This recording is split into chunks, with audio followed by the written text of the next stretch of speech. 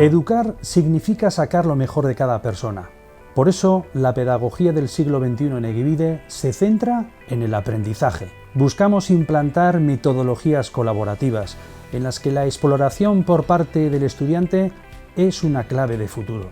Estamos renovando la propuesta en un proceso continuo que va alcanzando cada vez a más alumnado.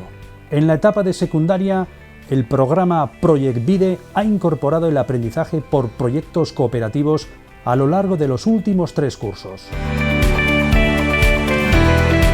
Gainera, gure hezkuntza proiektuko zeharkako elementuak aukeratu dira maila bakoitzeko ildo nagusi gisa.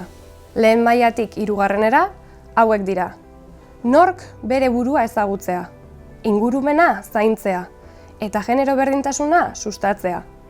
Horrez gain, 2. hezkuntzak ikasgai guztien artean koordinatutako eta konpetentzietan oinarritutako ebaluazioa ezartzen bukatu du.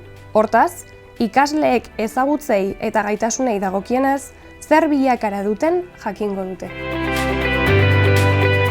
Si algo marca la diferencia en Egibide es la atención personalizada de tutores y tutoras, la amplia oferta educativa y la apuesta por una renovación metodológica encaminada a que nuestro alumnado aprenda de un modo más significativo.